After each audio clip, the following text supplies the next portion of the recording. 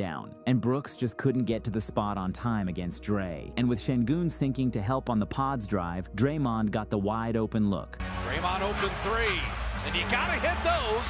After seeing Fred bait fouls with this move all series, Pods made the adjustment not to get baited again. Talk about showing up, Fred VanVleet gets that little leaner to go. And on the other end, with Şengün on an island, the Splash Kid was pulling. This very young, very athletic Rockets roster as Brandon Podziemski laces a three-pointer. Coach Udoka was forcing the Warriors' hand, hunting to see how they would try to cover the Brooks mismatch on Steph. Facing elimination down 3-1 as Brooks knocks down a jumper.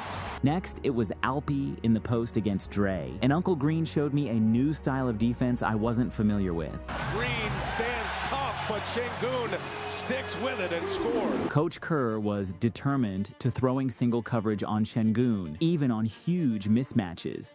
Gotta go. Podziemski backs him down, steps through, and finishes. The Rockets kept playing the percentages against Dre, and to his credit, Walmart Steph was hitting early. Draymond had made 1-3. How about another one? Jimmy got caught ball watching, and Amin punished the Dubs for it. With the officials not calling the moving pick by Şengün, Fred got a nice uncontested look. Off the Şengün pick, open Jay Good. It was a low-scoring first quarter, with a lot of shots being taken against the clock. Butler's got nowhere to go. Shot clock at 1 from the corner. Butler bails out again.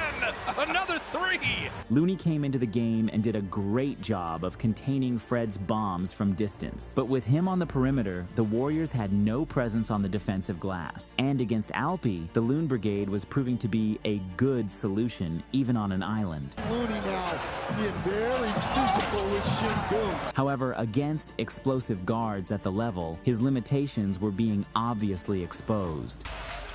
Jalen Green slips by Looney, attacks the rim and scores, and there is Houston's first lead, and there was a foul. Knowing that the Dubs were trying to enter the ball into the middle against their zone, the Rockets were collapsing on the entry. Jimmy Butler by Thompson. Here come the Terror Twins. Tari Eason to Thompson.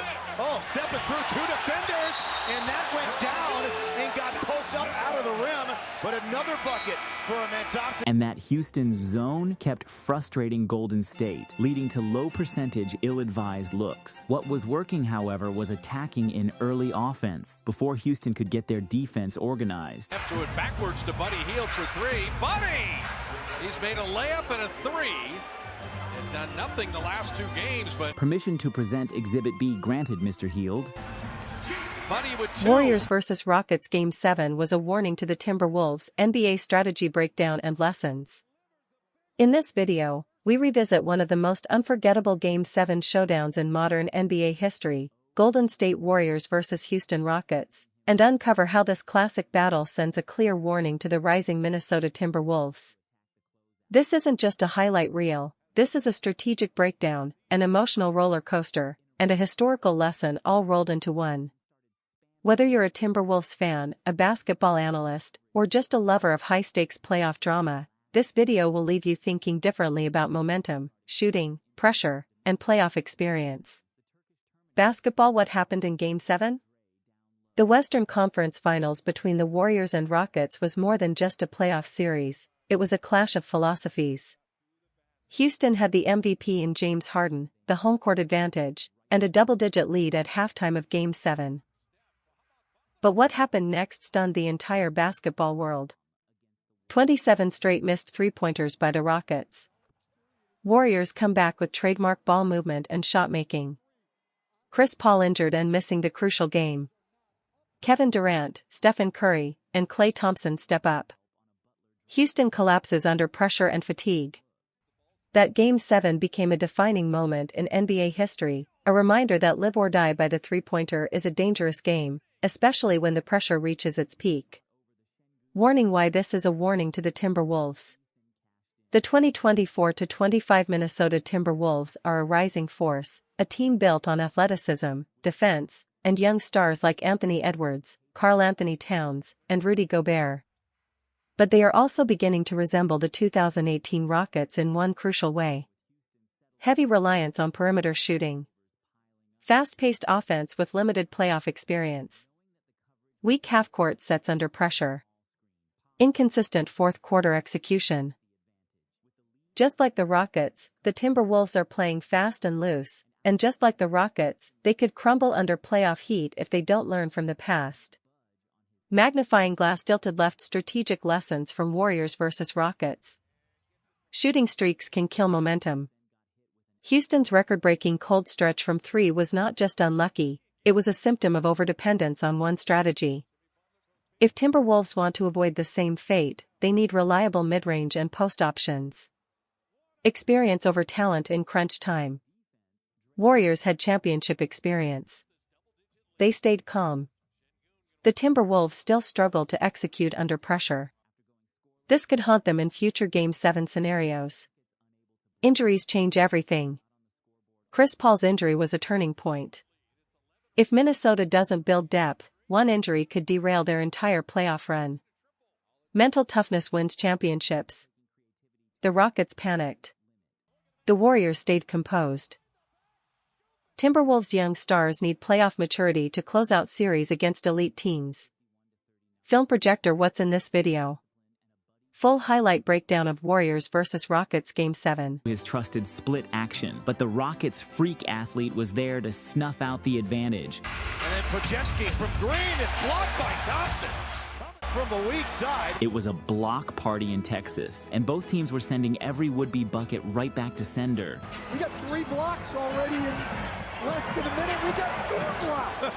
It's a block party. A minute. It really is. Draymond Green drives it. Deflection. Here's Butler. Butler is fouled. Count that basket. No block this time. With the Warriors deploying their own zone defense, Alpi made his way to the middle, and Fred served him up. A story that's flown under the radar this series is Ahman's steady emergence as the Rockets' next star right in front of our eyes. Now to Şengün, spinning on Draymond, doing that Thompson. There you go. Got some energy in the building, and he turned to it right away and called a timeout. Attack early. Ahman scored or assisted on 17 of the Rockets' 23 points in the third. Missed the layup. Thompson is there. An incredible follow. Just scooped it in. After his last shot had gotten blocked, Pods made the adjustment to finish stronger on the next one. Oh, Podziemski goes strong this time. No block here. And on the other end, he was giving up his body for the greater good. Şengün down the lane to lay it in. Charge will take it away. Isolated against Alpi in space, he was beating the defender to his spot and generating immense separation. The Warriors' blitz on the Fred Şengün pick and roll got destroyed by Ahman's extra pass to the roller. Inside, lets Green fly by, and Şengün dunks it. And with the Rockets generating easy looks in transition, the Dubs' lead had been slushed to just 5 on a 14-4 run. The Rockets had done a great job on Steph thus far in the game, so Coach Kerr ran a double pin for the chef, and Ahman's gamble for a steal ended in disaster. 2 men on Steph again. He reverses on Tari Eason and bottoms a 3. Oh my goodness. 2 guys on him. With the great ones, you never take chances, because once they get going, that is your funeral. And Curry, what a finish! Oh my goodness! Stephen Curry with the reverse off the glass. Steven Adams' activity on the offensive glass led to the Rockets cutting the deficit to just 3. Smith makes him pay. Unfortunately for the Rockets, the Warriors were the ones to finish the quarter strong. With Houston trapping hard on the DHO, the Dubs capitalized on swing advantages to the weak side. Buddy Hield has not scored. And there's Jimmy Butler. And with Curry drawing 2 on the back screen, the Warriors' split action worked to perfection. 70-62, Dubs up 8 going into the final stretch. To open the final frame, Steph waved off the Draymond screen and went straight ISO chef mode. Curry going to work on the big man and get around him to lay it up and in. Perfect. Kerr's counter to Şengün's paint dominance was to stack size, and with Ahman limited by a calf tweak, Steph dropped into deep fry mode. Does Steph have 3 points in the first half, and now here he comes. He's got 10 in the second half. Back-to-back buckets, and the Rockets have seen this movie before. They take a timeout. The Warriors sent doubles at Van Vliet, but all it did was unlock his squad. Pass it up. Hield's been good on Brooks. Brooks gets a little space and hits a jumper. Van Vliet stumbling. Şengün. scores. Good patience there. That's as tough as they come. Steady Freddie was still locked on Curry, but a quick change of direction allowed Dre to snipe him under the basket. The Rockets had been doing everything to avoid unlocking Draymond as a roller, but the second that shell cracked, it was a disaster. Fourth quarter, and Curry showed up like a man with titanium kahunas. Houston blitzed him. He said, "Bring it on," and attacked all the way to the cup. Steph through two defenders to the rim, and Curry's got a layup. I told you, he's going to start dribbling past some of these double teams. With Cancun vibes in the air, Houston unraveled and started forcing ill-advised shots. Let's move to the scorer's table. He's coming in. Van Vliet, short. But with Curry and Hield focusing on perimeter denial, Brooks walked into a nail jumper uncontested. To Brooks, he can't get off the three. Hop a skip a shot to make for the foul line. Next trip, Dillon died on a green screen, and Butler saw nothing but a runway. And then the frustration boiled over. And Van Vliet pushes Jimmy Butler. From there, night-night in Houston. Each of the last three. Curry with a three! Oh, he thought about the night-night. He's thinking about it. He's like, should I do it? Should I do the night-night? And of course, Buddy Hield put the final stamp on his masterpiece. 15-point second half. Buddy Hield, a night for the ages. He's got 28. Yeah, hit him with the night-night.